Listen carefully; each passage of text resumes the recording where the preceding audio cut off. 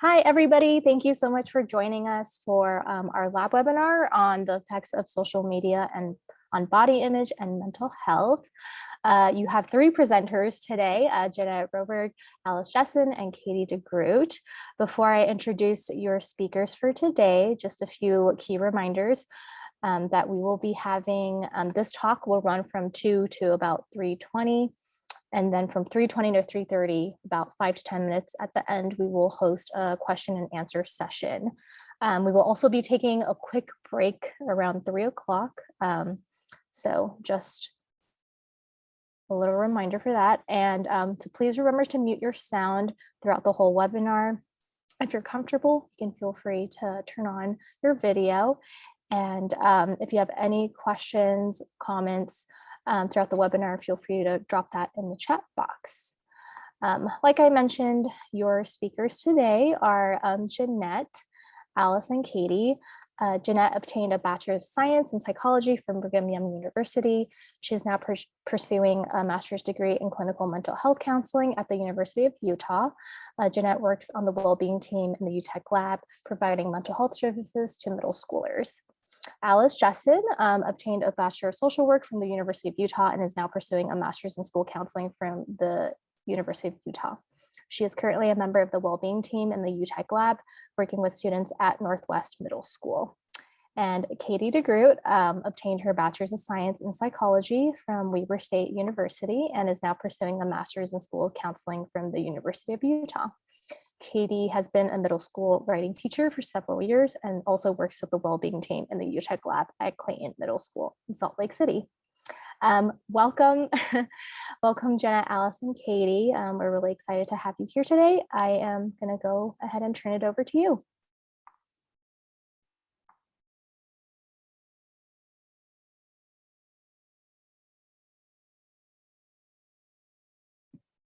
All right.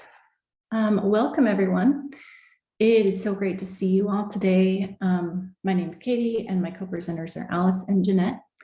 Like Annie mentioned, we want to say thank you for joining us and taking some time to listen and interact with this webinar. We appreciate your time and energy, and we just really wanted to do some research on a topic that we felt extremely relevant and important right now for everyone, but especially students at school age and children and adolescents. And from our experience as educators and counselors in educational settings, we see and hear the impact from students and teachers, staff, admin, counselors about social media. So today we'll be discussing social media and its effect on body image and mental health. So please put any comments in the chat, and we hope you gain some insight and some ways to assist your students and clients when they're dealing with issues surrounding social media. Great, thanks, Katie. So just an overview of what our webinar will look like. We're going to first dive into the impacts of social media on body image and mental health and talk about various populations and the effects that has on them. And then we'll talk about what parents can do in supporting their children in their interaction with social media, and then as counselors, what we can do to best support our students or clients in their interactions with social media. Then we will have some time for questions and comments. We'll take a quick break, and then we'll jump into a fun activity to help us all reflect on the things that we've been learning and how it applies to us. So why is it important, and like who is this webinar applicable to? The research that we've done, it examines social media's influence on different age groups and identities, and we've found both positive and negative effects that are seen through the use of social media.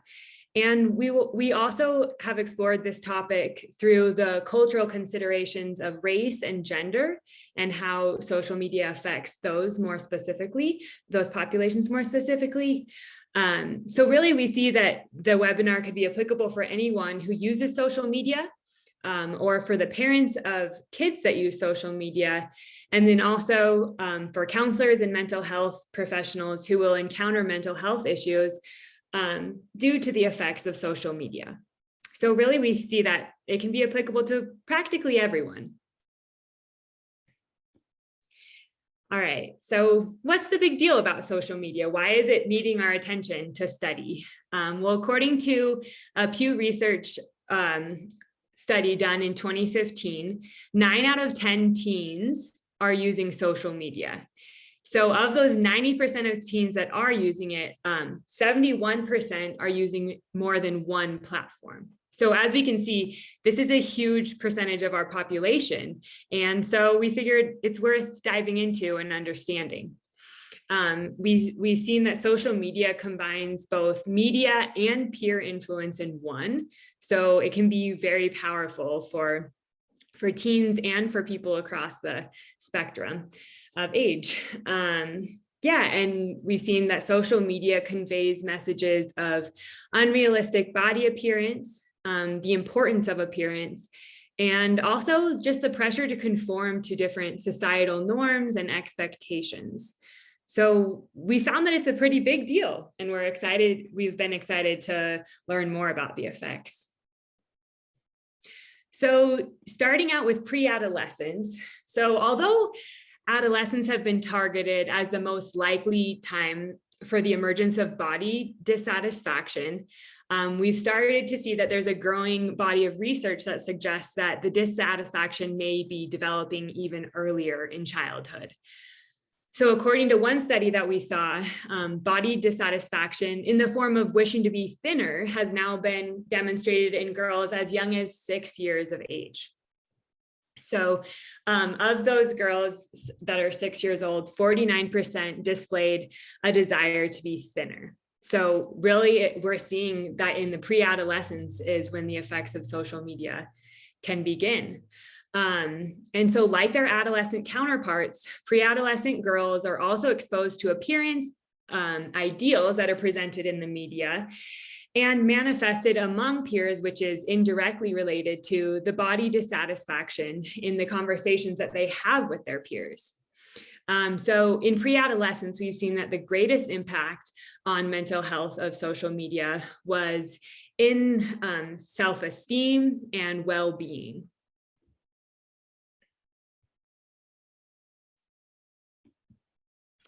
So body image dissatisfaction, what is BID? So it's when a person has persistent negative thoughts and feelings about their body.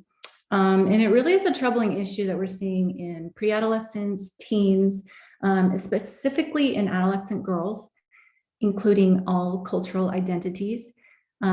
Studies indicate that 40 to 70% of teen girls feel dissatisfied with 2 or more aspects of their bodies, and over 80% of teen girls are dissatisfied with at least one aspect of the body. 80%, that is very staggering. So we do see a consistent relationship between higher adolescent BID and viewing and interacting and spending time with social media.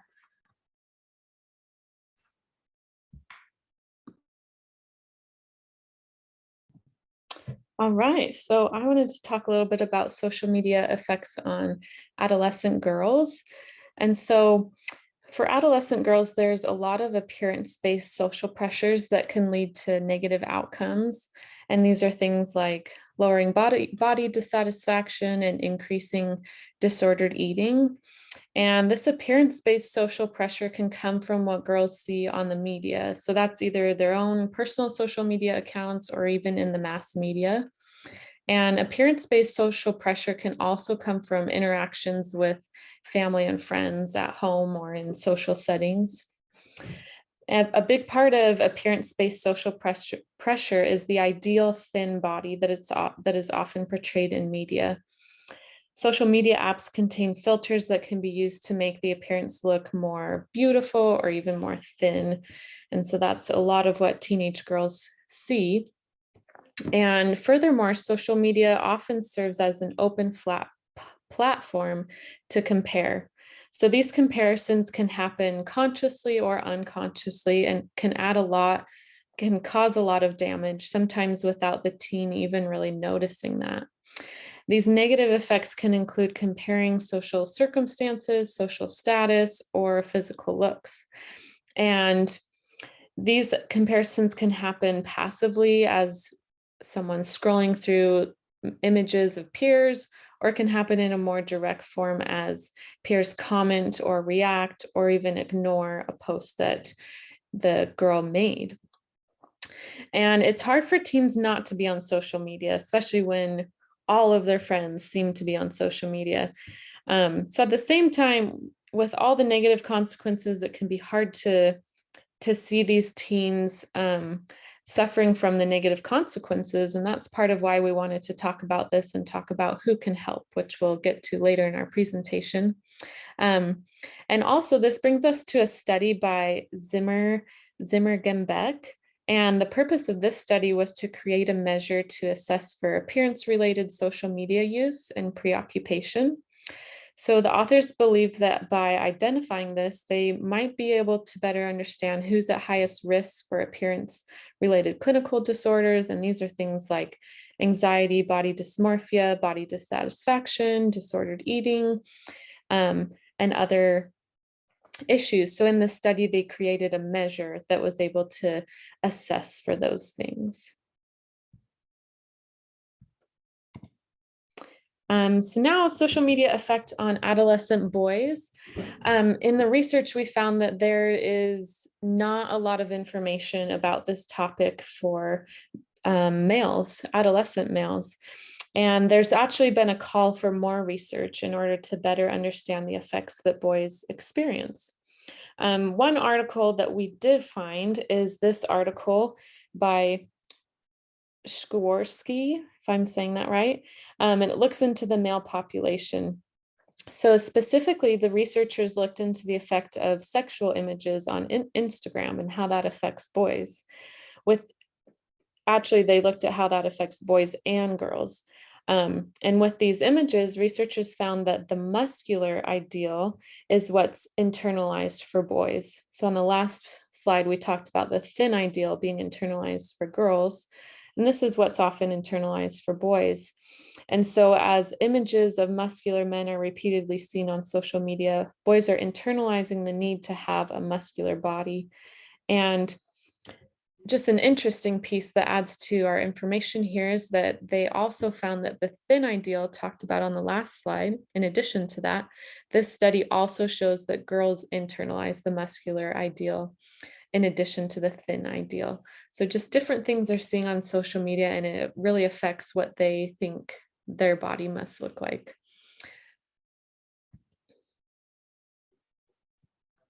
Okay, so social media and transgender and gender questioning youth. Previous research has predominantly focused on media representations of transgender and gender questioning youth. But we've seen few studies have actually investigated trans identifying audiences and their consumption of social media content.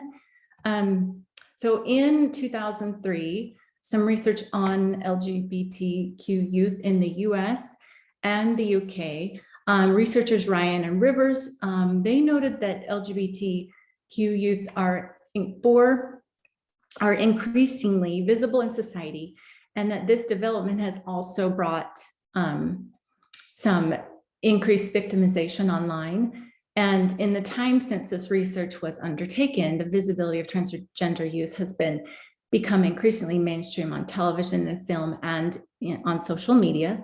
And transgender and gender questioning youth nevertheless remain marginalized and often experience social isolation. Furthermore, because trans youth go against conventional gender expectations, this group often becomes victimized in the form of bullying, discrimination, and abuse online on social media apps, and leading them to experience more psychosocial and health problems than other social groups. But going to the positive side of things, it's not all negative research findings. A research study done by Jones and Hillier in 2013 have shown that trans youth actually demonstrate the capacity to respond to social rejection and discrimination through activism. And in their study, many trans youth held high hopes for the ways in which they might impact their worlds in the future. Against this background, arguably, LGBTQ online resources and spaces are important sources of information and socialization for trans youth. And research indicates that LGBTQ youths typically spend more time online than youth in general. And they're looking for that social piece and the connection. The research is showing that LGBTQ youth go online and seek out LGBTQ related content for a sense of belonging and to socialize. Too many young people, it is also the main space for political expression and activism.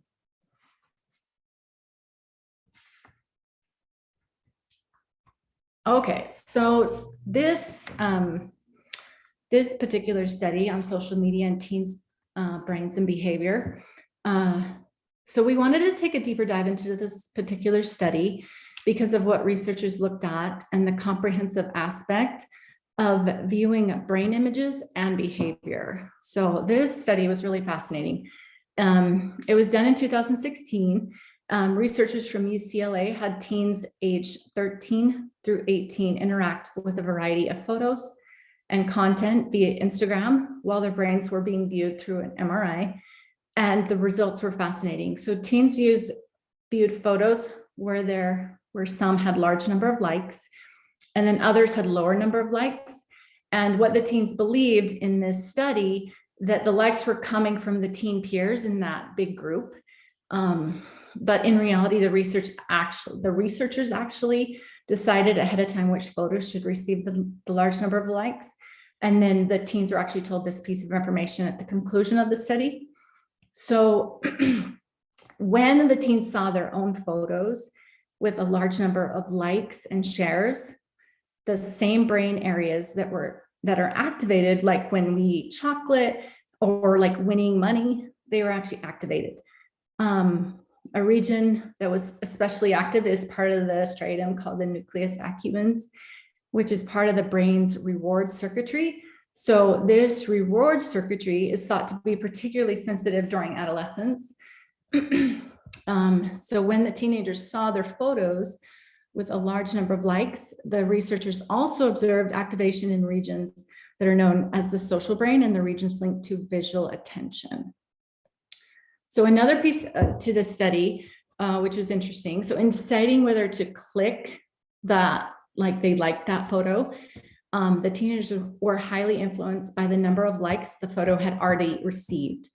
One researcher said, quote, "We showed the exact same photo with a lot of likes to half the teens and to the other half with just a few likes.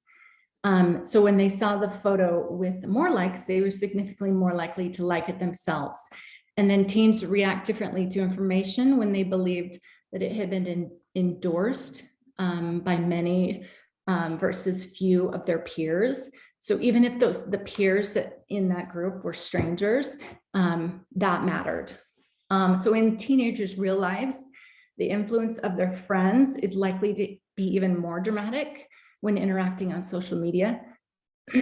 So the conformity effect was showcased there. So huge importance on peer approval when viewing and liking certain photos. And another angle that the researchers did was to show a variety of photos. And these photos were like negative and neutral. So the negative photos were like photos of underage drinking, smoking, doing drugs, and neutral photos of friends engaged in like activities and food. For both types of photographs, the teens were more likely to like a photo if the photo had more likes. Not much difference in risky behavior or neutral appeal on the photo's actual content.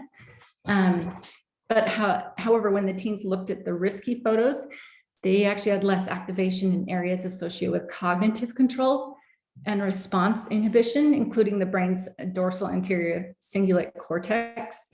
and the bilateral prefrontal cortex. And these brain regions are involved in decision making and can inhibit us from engaging in certain activities. So it's kind of like a green light, like a go-ahead green light. So not only are teens' brains being activated in certain areas when viewing and interacting with social, but the number of likes impacts their behavior as well. That was a lot.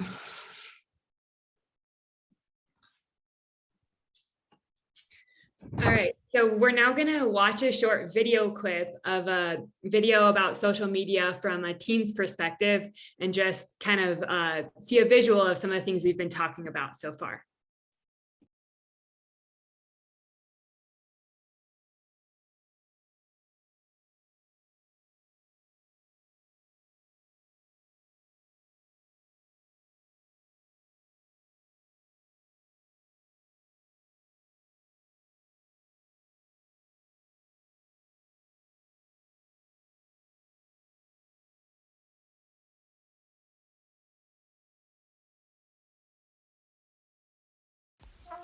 Hi, I'm Celeste, and I'm like many other teenagers, pretty obsessed with social media. I spend a lot of time scrolling through Instagram or sending my friends snaps of my day. I mean, I practically use it every day. Social media is a great tool for communication during those holidays with your friends, family, or that guy who slid into your DMs, or to show off that tropical vacation spot you visited. All jokes aside, however many followers you have, there's always the hope of getting the amount of likes you wish, and to get supportive comments. If we don't get enough likes or wonderful comments, you sometimes feel like you have to delete the post. You know, we always hear from these professors or older people, social media is really bad, blah, blah, blah, bad mental health, depression. As a fellow teenager, I'm here to tell you that they are not completely wrong. Social media has created a new currency, social currency. No, we are not talking about money, honey. We are talking about likes. The question I like to ask is, why do we all have to post pictures of ourselves, mostly expressing the prettiest or best version of ourselves? It's because of validation. I mean, this is definitely not something new to humans. When meeting new people, don't we put on a better version of ourselves? However, now we aren't just doing this in the real world, but also virtually. To be very honest, you may not realize it, but social media is not always very healthy towards our self-esteem. When we see that someone else has more likes or the perfect body that you wish you had, we then compare ourselves to that person or model. Why don't I look like that? Why don't I have that many followers or likes? We keep comparing ourselves to others or even our own profile. The digital image that you created of yourself may seem like an upgrade towards reality. Trying to live up to this polished standard of yourself is quite impossible. Social media messes with the brain. I am here telling you all this because I now finally realize that I was not becoming any happier or confident about who I am. My self-esteem lowered. What changed all of a sudden for me, I admitted to myself that I was pretty social media obsessed and that all this comparing I was doing did not help me whatsoever. So, I stopped following the perfect Instagram models. I took a break from all this hassle that really did not have to exist. Now, I don't just work out to have the same body as a professional model. Now, I do it because I want to do it for me and myself only. So, how can we flip the switch for many of the other teens out there dealing with similar issues? Don't be afraid to take a step back from social media. Even if all your friends are on social media 24/7, doesn't mean you have to join in. Unfollow the people who you feel lower your self-esteem, or just delete the Instagram app from your phone for a week. Realize that creating a polished or perfected image of yourself isn't going to make you a happier person. Don't be afraid to take action for your own self-esteem.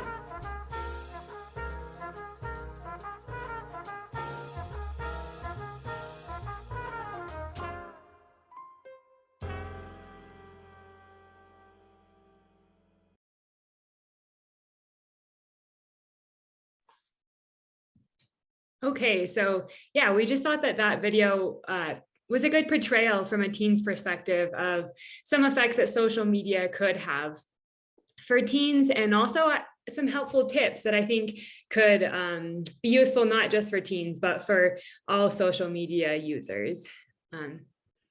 So yeah, thanks for watching.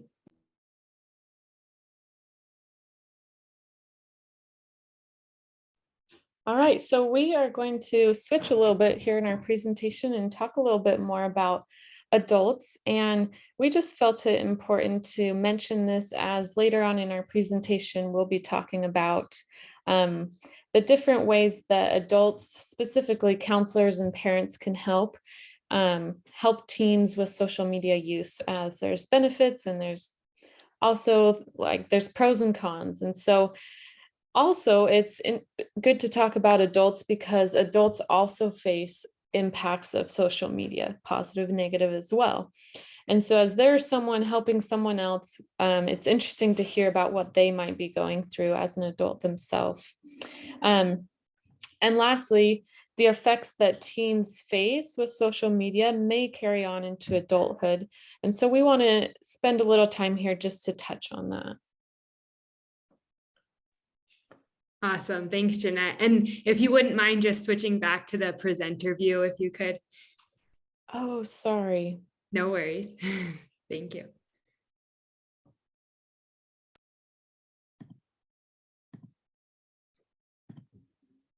There we are. Thank you. All right, so diving in, like Jeanette was saying, to talking more about adults, and specifically first middle-aged women. A lot of the research we found was more specifically about media influence. So the influence of television and magazine exposure. And what was found was that the exposure there were positive correlates of internalization, social comparison, appearance investment, and aging anxiety. So the more that people dived into watching different television shows and reading the magazines, led to body dissatisfaction and disordered eating.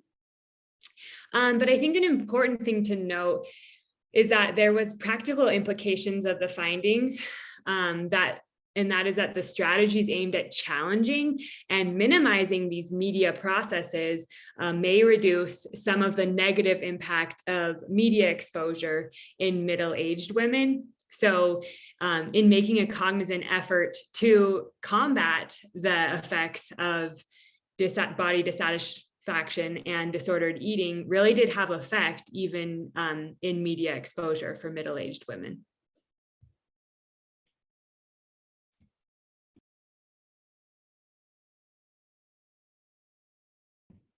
We also want to touch on the impact of online racism for BIPOC individuals. And so we've talked about differences in age and differences in gender, and we also find there's differences in the realm of race. And so as we talk about it, this study we'll talk about here on this slide has to do with a lot of different groups. And so as you see right here, we'll talk about Black, African American, Asian American, Hispanic, Latinx American, multiracial, multi-ethnic, Native American, Middle Eastern, Native Hawaiian, Pacific Islander. And it's interesting that they got so many different people together just to find what's happening with things online in regards to race. And they found that there's been an increase in alcohol use among BIPOC individuals. And the reason they found that is that alcohol has been reported as a coping mechanism by BIPOC individuals who have experienced digital racism.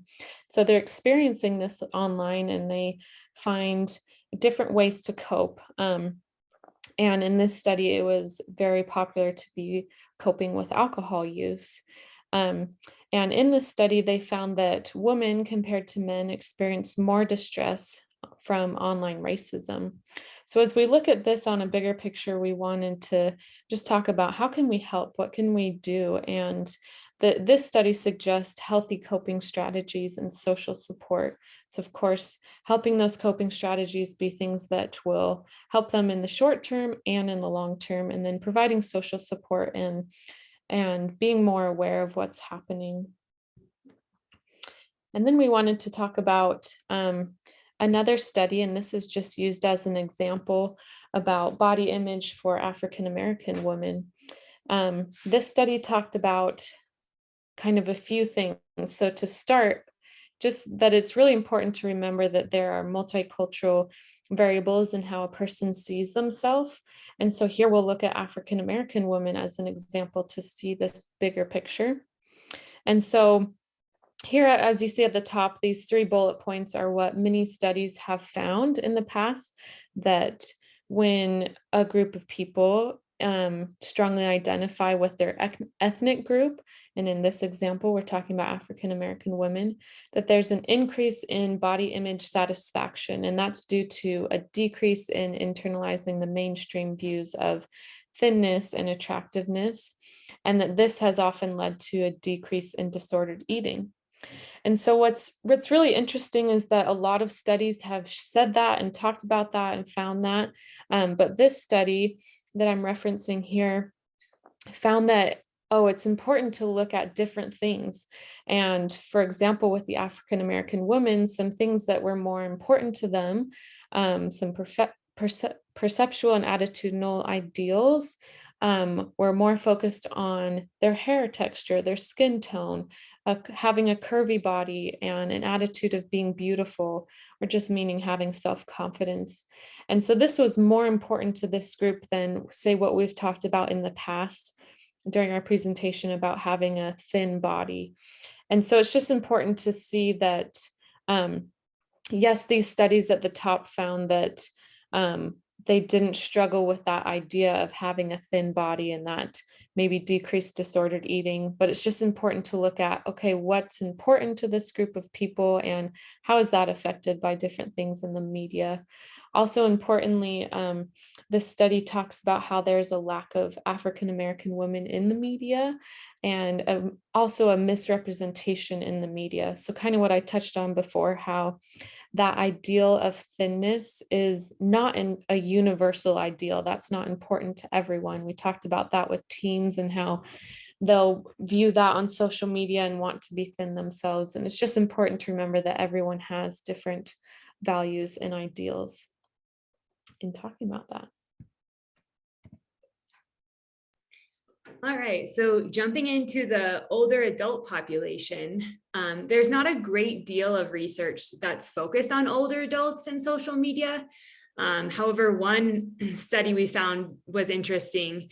It focused on the positive effects from social media that were seen in older adults that before this study had a novice use of social media. So in the study, the adults were trained in social media for 4 weeks and were encouraged to use the social media outside of those training workshops as well. And the findings showed that the use of social media increased the executive functioning skills of the older adults, specifically the function of inhibitory control. So researchers saw a significant increase in the inhibitory control of these older adults in this Quinn study done in 2018. So what exactly is inhibitory control? It's the behavior that is, it's a behavior that's dealing with self-control, specifically the ability to have focused attention and to have controlled impulses. So this was an interesting result of the study done with older age adults and the effects of social media, but it's worth noting that there's a need for more research in this specific age group.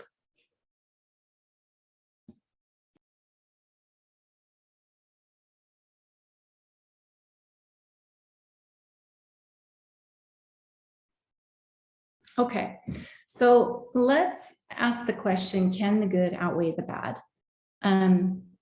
So the data, here's some data from the Social Institute of students in schools, recognizing the positive and negative effects of social media. So the top three positive effects that students listed or discussed was connecting with family and friends, and social media helping easier to find news and information, and also meeting others with the same interests. And then the negative effects that the students reflected on were number one, bullying and spreading rumors on social media apps, and harms relationships. And then the third was unrealistic view of others.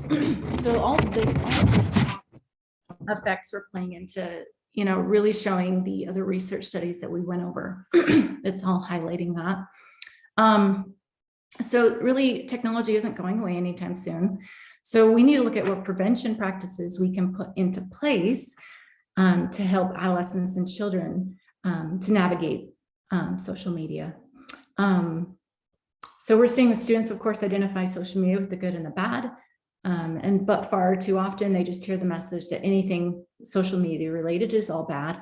So the Social Institute is a curriculum that examines how we can teach internet safety skills from a positive point of view. And we know that obviously technology isn't going away.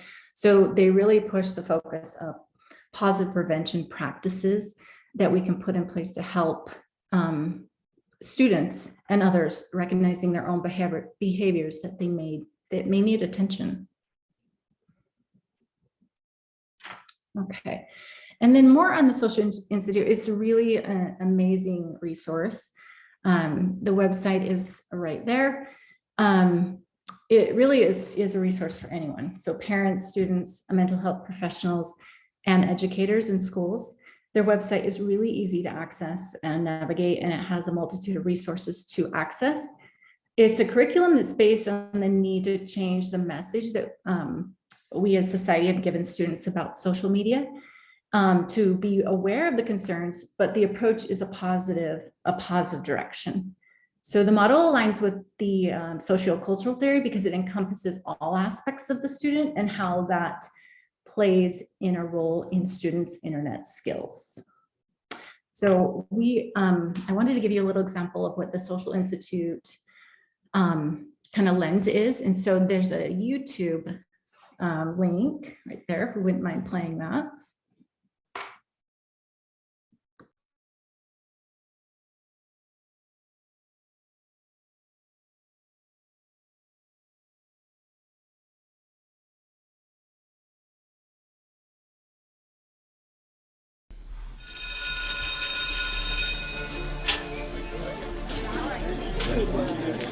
What if I told you I'm part of the biggest team in the world, but you've never heard of us? We like and post, snap and share. We're the texters, the grammars, the go-getters of this generation. Our team doesn't win through points and touchdowns. Our field is our phone, and we win by using it for good. What if I told you our devices are our voices, and we use them to do great things, to spark movements, to follow role models, to share our strengths? Parents call it social media. We call it being social. Hey. What if I told you that our team needs coaches, role models to help fill our feeds, who use their devices for good? Friends, parents, teachers, leaders, show us your best moves. Everyone tells us the don'ts. Don't post this, don't share that. Teach us the do's, how to deal with bullying, who to friend and who to block, when to put our phones away. Help us play our A game.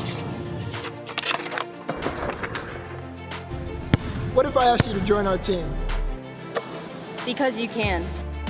You have the power to control your device instead of letting it control you.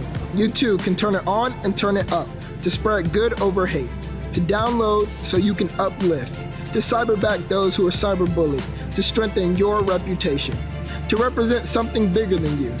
To change our world for the better. One post, one snap, one text at a time. We are the biggest team in the world. And we're only growing. Are you with us?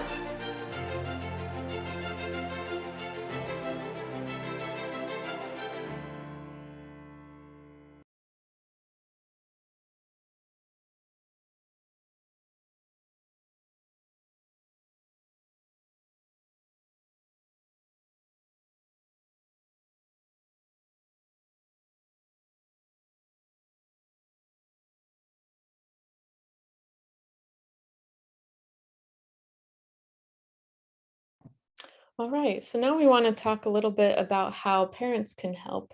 And we found that it's just important to know what the common apps are out there that teens are using.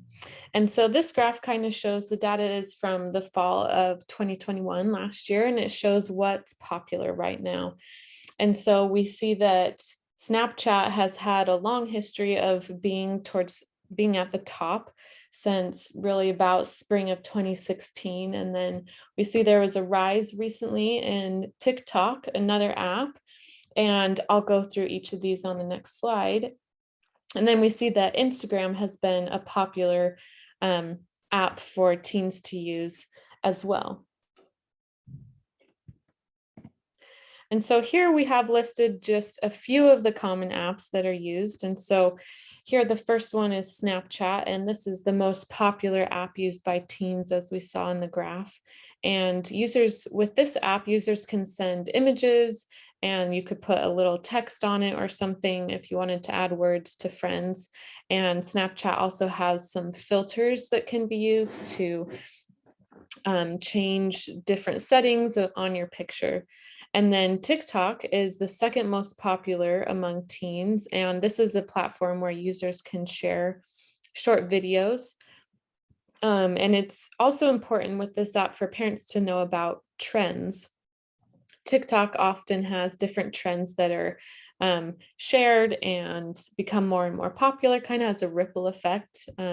Oh, we saw this cool trend, let's try it out ourselves too. And sometimes those trends can be positive and sometimes they can be negative, and this can have a big impact in schools. And so we think it's important for parents to know that trends happen and spread, and also to be aware of what the trends are currently, and just to talk to their teen about knowing what to think for yourself and to protect against different trends and to make decisions for yourself of whether you want to join that or not. The next one is Instagram. This is the third most popular according to the graph data, and this is purely a picture-based platform. There's an app where you can also use it in your web browser, and there's over 100 million images uploaded to this a day. And there's images and also hashtags that relate to the body ideal. And so it's important to know what's out there. What is my teen seeing? What's available? Also, Wattpad is an app not as popular. It wasn't on our graph, but this is also another app that parents can know about. And this is a platform where stories or journal entries can be shared, and you can go look at other writers, or you can be the writer yourself, and you can also message your friends on this app. And so overall, it's important for parents to know what's out there, and additional information can always be found on the internet. You can learn about the different risks and benefits, or what's available through different apps that teens might be wanting. And then next, we just want to talk about, okay, what are some of the red flags? What can I notice as a parent? One thing is to watch for time spent on phone. How often is the teenager on their phone, and do I know what they're doing? There's a lot of positive things they can be doing. There's also a lot of more dangerous or red flags that could be coming up. And it can also be important to look at mood after being on social media. Oh, are they sad, happy, in between? Like, how did that affect my teenager? Also, engagement level with other people, how often they're socializing with people or in person versus on their phone. And then also a red flag could be a child hiding phone use. And it's important to look at excessive isolation in bedroom with electronics. Parents can think of their own different rules if they want to have rules about where in the house they can use electronics, or different time frames to use it. And then lastly, it's just important to watch for a major change in grades. Could be a sign of, oh, I want to check in on what's happening on the social media my teenager is seeing. Of course, there could be a lot of different factors in all of these things, but it's just important to think about as a parent.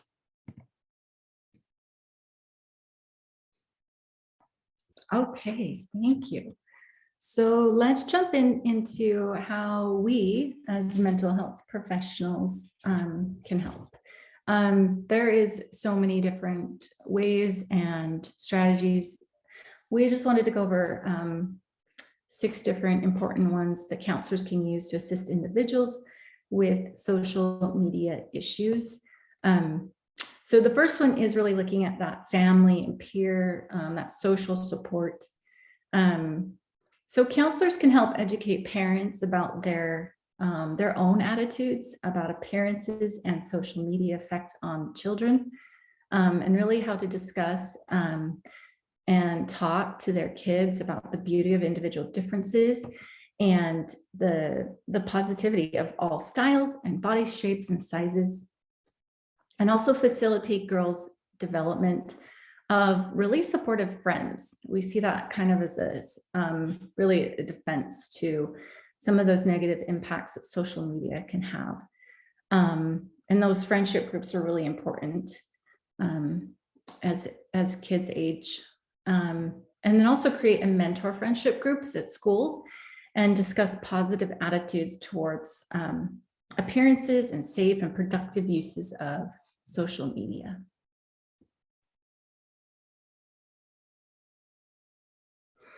Okay, and then the second one we wanted to talk about is really the effect of social media, especially like focusing on like gender stereotyping.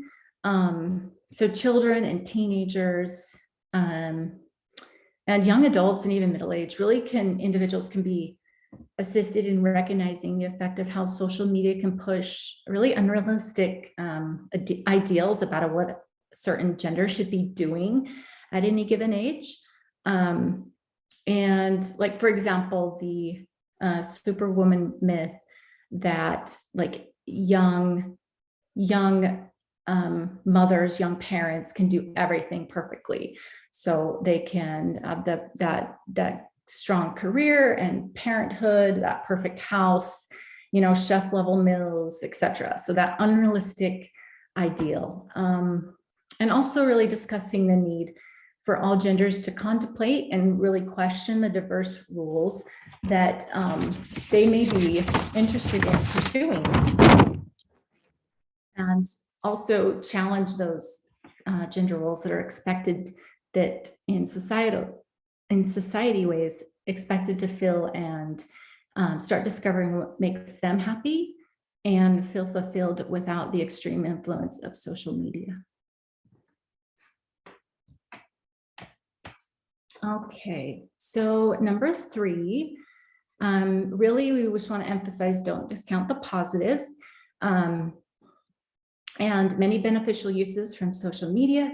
We heard a lot from that video from the Social Institute, and their curriculum is really the power of finding that you're not alone when dealing with certain issues, and staying connected with family and friends. And also that on social media, kids and teens can really connect with volunteer opportunities and getting involved with maybe a campaign or nonprofit or more interests like career interests, and where, what makes them happy and hobbies and things like that.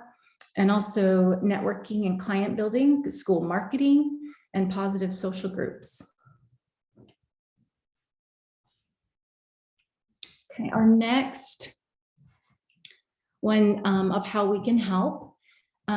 So we as mental health professionals need to really understand the link with poor regulation skills and social media addiction. Counselors need to recognize that some individuals with poor regulation skills are at a higher risk for social media addiction, and helping increase self-regulation skills can reduce the negative effects of social media and self-esteem issues. Okay, so talking about the poor regulation skills kind of more in depth, and some behaviors to watch for.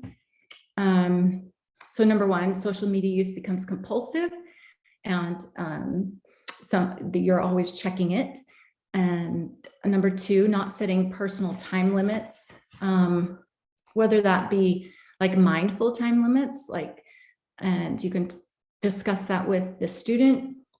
or client, or really even the device limits, to be aware that your device, your phone, whatever it does, you're able to put those limits. That might be a good starting point. Number 3, client comparing themselves or referring to what they want, need, or saw on social media frequently. And number 4, really remember to assess each client individually. So what a healthy relationship or an improving dynamic with social media looks like will actually differ for each person. Okay, and then talking about self-regulation ideas for children and teens, we really want to give students that choice. So giving that choice really emphasizes that they can choose whatever tools help them most, reinforce that they have that control, which is in itself regulating. So also remember as counselors to model these strategies consistently across your day, so you feel empowered to talk about it. And important to really to take a step and really look at especially when you're feeling emotionally dysregulated. I know I do that. Like I just want to sit and scroll, and just be mindful of what you're doing. So this will really demonstrate to your clients and students that it's not only is it okay to have challenging feelings, but there are tangible ways to manage them. And then link that use of these supports to being a successful, a successful adult, whatever that may look like. Like, for example, you could discuss, you can tell your students grown-ups often feel challenging emotions in daily life, such as frustration, sadness, worry, and anger, just like kids. So they also have to manage jobs and family responsibilities and finances at the same time. So when you learn how to manage difficult feelings and then your responsibilities now, that will help you become a successful grown-up. So just different ways to have discussions. And then another way is to help your student or client find like a chill area, kind of where there's like an electronic free zone in their home. And that makes them, the cool down area can be equipped with, whatever they feel helps them calm down in like an emotional like distress. And they don't always feel like they have to go to electronics to do that.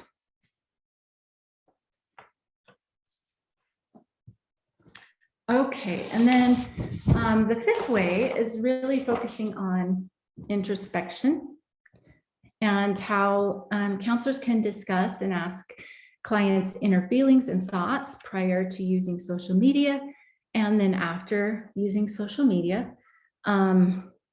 As such questions like, how does this make you feel about your body? Is it positive or negative or even neutral? And counselors can suggest a daily or weekly emotional check-in journal when one uses social media. And then finally, our final one that we wanted to look into is in the lens of DBT, utilizing dialectical thinking strategies can help our students and clients reconcile some of those opposing emotions and thoughts that they might have with social media, helping them realize that it's okay and normal to have conflicting feelings. And that understanding can help calm some of that inner turmoil that brings up. And also going away from that all or nothing thought process about social media and discussing that there will always be some positives and there will always be some negatives that come from it. And we just need to figure out how to self-manage and self-regulate our own usage and our own emotions. Discussing perhaps that a student's emotions or feelings about social media is probably conflicting as well. And then also discussing with them that a parent's view about social media is conflicting. For example, here's a good example of this. So viewing social media makes me feel happy and sad at the same time. So this is normal to feel this way. We are complex individuals, and think of it like a diamond. A diamond is multifaceted, and so are we. So be open and lean into those feelings, including conflicting feelings about topics. And then if comfortable, they can bring those up to a counselor.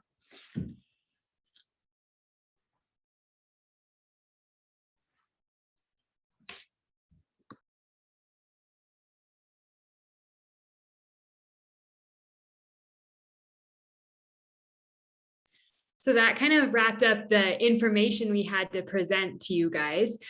We just wanted to see if anyone had any questions or comments before we take a break and then jump into an activity. But feel free to jump into the chat, unmute, or just speak up from where you are if you have any questions or comments. Sorry, I'm just going to jump in and ask a question. Thanks. This was really, really informative, and I just really appreciate the topic. Something that came up for me was like that video you showed from the student perspective. And I was like curious, like how important do you think this messaging, you know, it can come from us as adults, but how important is it that some of this messaging actually comes from kids around these issues? Do you feel like there's more salient, there's more like, oh wow, like maybe I actually do need to think about this versus adults delivering the message? I don't know what you all think. Something that came up when I saw that video. I thought it was really a good choice to pick. Yeah, I love that question. I think just what came up for me as you were talking about that is just, you know, there can be a power dynamic when an adult comes in and says, oh, we have to do this or that about, you have to do this or that about social media, or even in the video, how they, one of the individuals was talking about, we always hear the don'ts about social media and what about the do's? And I think hearing it from peers can be quite more empowering just because of that power dynamic is what comes to mind for me a lot. I love that question.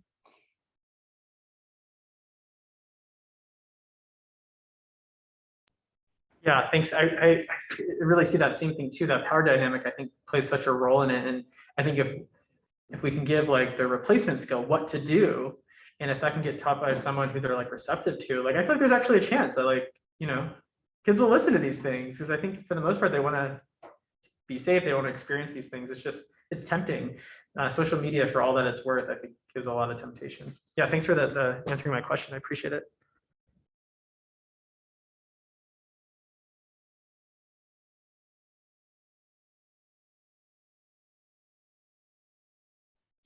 Yeah, no, thanks for asking. Any other thoughts or questions that are coming up for people? All right, well, if there's no other questions or comments at this point, we're going to go ahead and take a 5-minute break before we jump back into a fun activity and just engagement that we can kind of talk more together about the things that we've gone over. So we'll see you at 3:05. Well, just as we're wrapping up here, thank you so much for each of you and what you shared and for coming, and just kind of with the last question listed on here, maybe we can think about it as we go about the rest of our day of how we can apply what we've learned. I think we've talked about some really neat things of different ideas and really positive things, and how to be aware of the things that can be a little more negative. And but yeah, just thank you for coming to our presentation, and have a great rest of your week.